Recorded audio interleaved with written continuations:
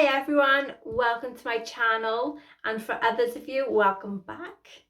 So this is a new case I'm going to be talking to you about, and this is the kidnapping of Jayme Closs. So on October the 15th, 2018, 21-year-old Jake Thomas Patterson abducted a 13-year-old Jayme Lynn Closs from her family's home, and this is in Barron in Wisconsin. The attack took place on 12:53 a.m. after he forced his way inside and fatally shot her parents. Patterson took Closs to a house that was 70 miles, which is 110 kilometers away in a rural Gordon, Wisconsin, and held her in captivity for 88 days, and this was until she escaped on January the 10th, 2019. Police took Patterson into custody shortly after he told them that he kidnapped Closs and murdered her parents. He pleaded guilty to 2 counts of first-degree intentional homicide and 1 count of kidnapping, and this was on May the 24th, 2019. Patterson was sentenced to 2 consecutive life sentences in prison without the possibility of parole, plus an additional consecutive 40 years. After her recovery, Jayme Closs now lives with an aunt and an uncle. Jayme has been an advocate for some other missing and exploited children. Her story has been widely reported on and has raised a lot of awareness about the issue of child abduction and the need for greater support for victims and their families. Jayme Lynn Closs, which was born 2005, is the only child of James and Denise Closs of Barron in Wisconsin. On October the 5th, 2018, Jake Patterson drove to the Closs home to kidnap Jayme Closs. Activity in the home deterred him, as he was afraid he would leave witnesses. Patterson made a second attempt 2 days later, but again aborted for the same reason. On October the 15th, he made a third visit, and this time armed with a shotgun, shortly before 12:53 a.m. Central Time, 05:53 UTC. Patterson parked his car at the end of the driveway wearing a black coat, ski mask, and he approached the front door of the home carrying this shotgun. James Closs, 56, shone a light on Patterson through a glass pane in the front door and asked him to show him his badge. Patterson called out, quote, "Open the effing door." Quote, Patterson fired once, fatally shooting Closs. Forcing his way into the house, Patterson checked every room in the house because he wanted, quote, "no witnesses to be left behind." He found the bathroom door locked and began shooting it down. Inside the bathroom was Denise Closs, age 46, and Jayme. Denise was comforting Jayme, who was crying very loudly. At 12:53 a.m., Denise Closs made a 911 call. While Denise Closs did not speak, the operator heard a disturbance and yelling before the phone had got disconnected.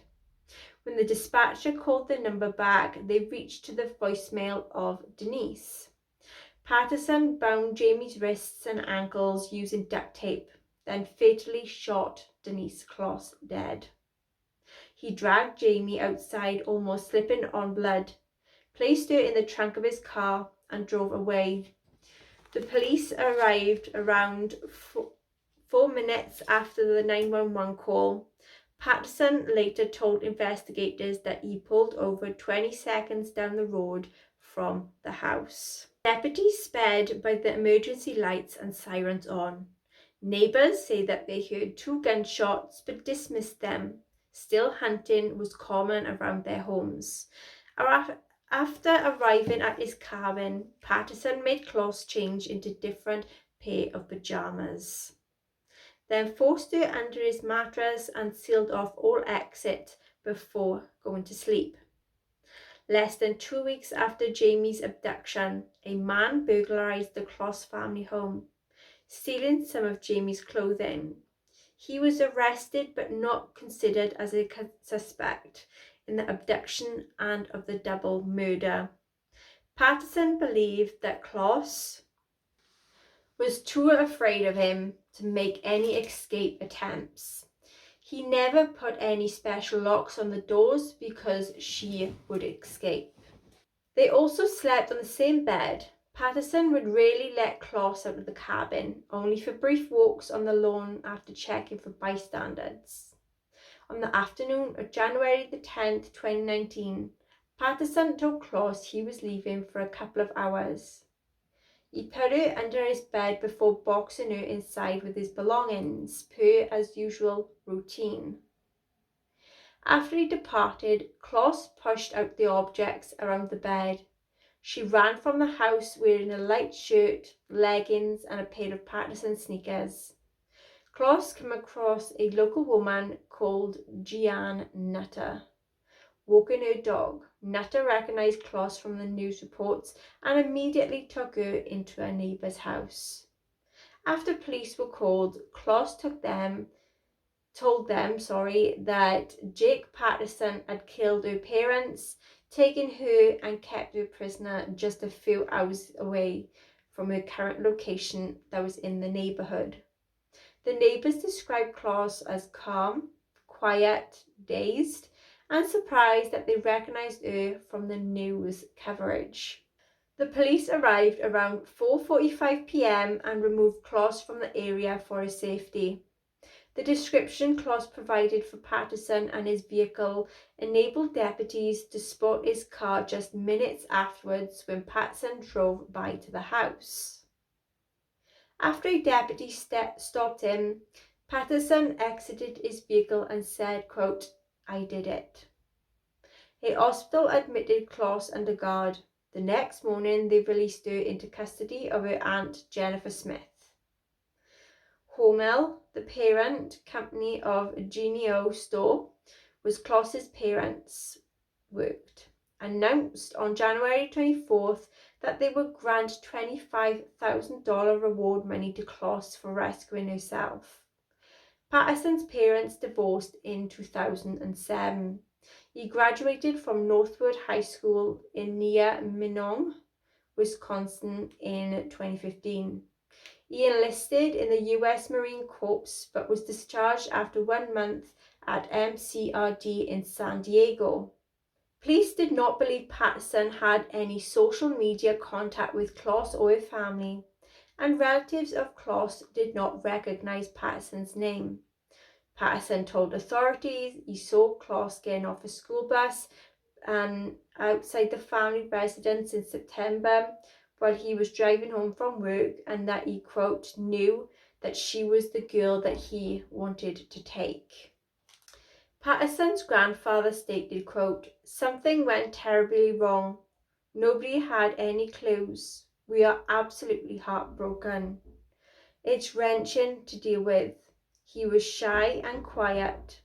He backed off from crowds, but a nice boy, polite. Computer games were more of a priority than social interaction." Patterson had then confessed to the police that he had kidnapped Kloss and charged with 2 counts of first-degree intentional homicide. 1 count of kidnapping and 1 count of armed burglary on January the 14th, 2019, with bail set as $5 million. March the 27th, he pleaded guilty to 2 counts of intentional first-degree homicide and 1 count of kidnapping. The judge agreed to dismiss the armed burglary count. On May the 24th, Patterson was sentenced to the maximum of 2 consecutive life sentences in prison without the possibility of parole. And this was for the murders plus an additional 40 years for the kidnapping. Douglas County authorities did not pursue charges against Patterson related to Kloss's 88-day in captivity because they did not want to bring Kloss in for questioning and believed this was sufficient evidence to pursue a life sentence without parole, without any additional charges. While in jail in March, Patterson wrote a letter in response to questions sent to him by a reporter from a television station in Minneapolis. He apologized for his crimes and stated they were committed mostly on a impulsiveness, contrasting with reports from the police that he had taken various measures in preparation for the crime. Added his intention from the beginning was to plead guilty in order to spare Kloss and her family the trauma of the case going to trial. Later that month, a television reporter in Minneapolis received a cell phone call from Patterson in which he briefly answered questions that were sent to him in a letter. Regarding the time Kloss spent in captivity, Patterson said, quote, "We were just like watching TV, playing board games, and just talking about stuff. We cooked a lot. Everything we made was homemade, you know?" At Patterson's arraignment, his father had told a reporter that he had a note of an apology that he was trying to get to Kloss. On June the 20th, Jake Patterson was registered officially as a sex offender. In July, he was transferred from the Dodge Correctional Institute to a out-of-state prison, which was in New Mexico. In August 2019, while in New Mexico prison, he got into a fight with another inmate. Okay then, so that is the case of Jayme Kloss. So that is what I could find online regarding her case. I am pretty flabbergasted and I am shocked that just at the age of 13, someone could actually escape a kidnapper. And I'm just shocked that, how she managed to escape, a kidnapper. But I'm really happy for her. I'm really glad she's got justice, and I'm really glad she's alive and she got out when she did. It is a pretty tough type of situation to get in, and just imagine all that trauma she endured, all them nightmares she's going to have that whatever happened to her, especially when her parents had got murdered as well. It is so very sad and so heart-wrenching. But yeah, that is the case of Jayme Kloss. And yeah, I'm so happy she's alive and well. Okay then everyone, thank you for watching this video. Until next time, take care.